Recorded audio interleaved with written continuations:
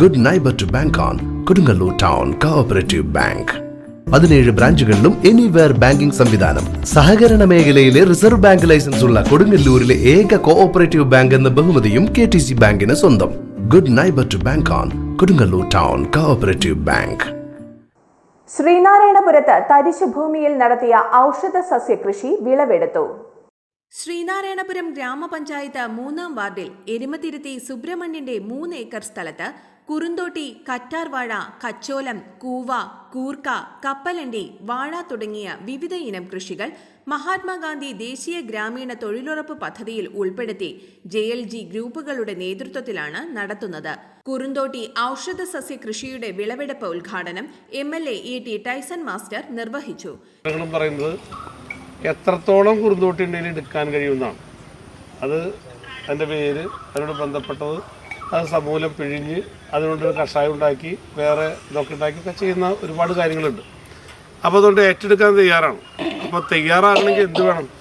ഇവിടെ ഇതുപോലുള്ള ഈ കൃഷി വ്യാപകമാക്കാനുള്ള ഒരു കാര്യമാണ്. പക്ഷെ പണ്ടുണ്ടായിരുന്നത് മലമ്പ്രദേശങ്ങളിലും ഒഴിഞ്ഞെടുക്കുന്ന പ്രദേശങ്ങളിലും ആളുകൾ ഇങ്ങനെ പോയി തപ്പിയെടുത്ത് ഇങ്ങനെ കൊണ്ടുവരുന്ന ഒരു ഏർപ്പാട് മാത്രം കൃഷിയായിട്ട് ചെയ്തിരുന്നില്ല. ഇപ്പോഴാണെങ്കിൽ അത് കൃഷിയായിട്ട് വന്നത്. അതിൻ്റെ വലിയ രീതിയിലുള്ള ഉപയോഗം അല്ലെങ്കിൽ ആവശ്യം മുൻനിർത്തി കൃഷിയായിട്ട് വരികയാണ്. നമുക്കാണെങ്കിലുള്ള ഏറ്റവും പ്രധാനപ്പെട്ട കാര്യം എന്താ? നമുക്ക്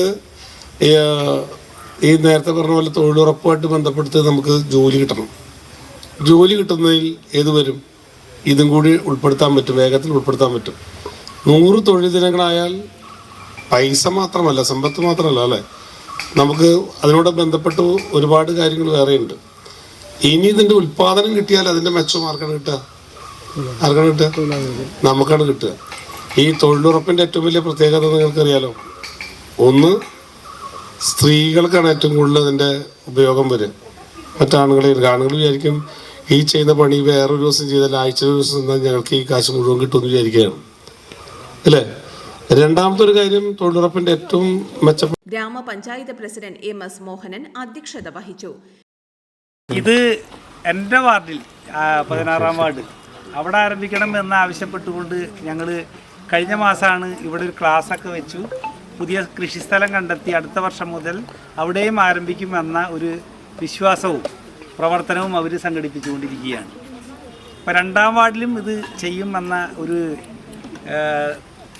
അഭിപ്രായമാണ് ഗ്രാമപഞ്ചായത്തിനെ സംബന്ധിച്ചുള്ളത്. അങ്ങനെ ഗ്രാമപഞ്ചായത്തിൻ്റെ വിവിധ മേഖലകളിൽ കൃഷി വ്യാപിപ്പിച്ച് അതിലൂടെ 200 ദിവസം തൊഴിൽ വേണമെന്ന് ആവശ്യപ്പെടുമ്പോൾ 100 ദിവസം തൊഴിൽ നൽകിയിട്ട് 100 ദിവസം നമുക്ക് എത്താൻ കഴിയണം. ബിജു പറഞ്ഞതുപോലെ ഇത്തരം പുതിയ മേഖലകളൊക്കെ തുറന്ന് നമുക്ക് കൃഷി ആരംഭിച്ച് അതിൻ്റെ വരുമാനം കൂടി ചേർത്തുകൊണ്ട് ഈ ദേശീയ ഗ്രാമീണ തൊഴിലുറപ്പ് പദ്ധതി തൊഴിലാളികൾക്ക് ഒരു പുതിയ മുഖം സൃഷ്ടിക്കാൻ കാർഷിക മേഖലയിലൂടെ കഴിയുമെന്ന വിശ്വാസം നമുക്ക് എല്ലാവർക്കും ഉണ്ട്. കൃഷിക്കായി ഭൂമി വിട്ടു നൽകിയ സുബ്രഹ്മണ്യനെ ചടങ്ങിൽ ആദരിച്ചു.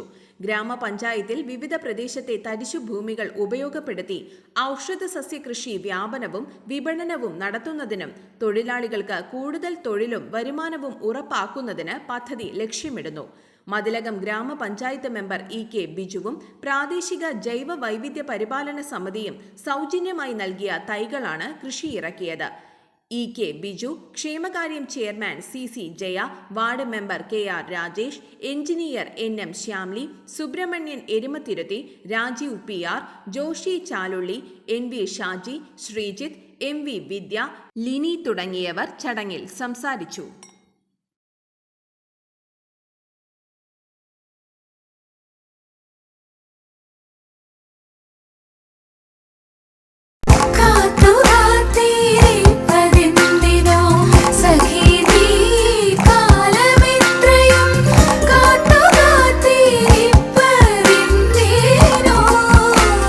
Tradition since 1969. Lakshmi Jewelry, Kodunallur, North Paravur, Chalakudi.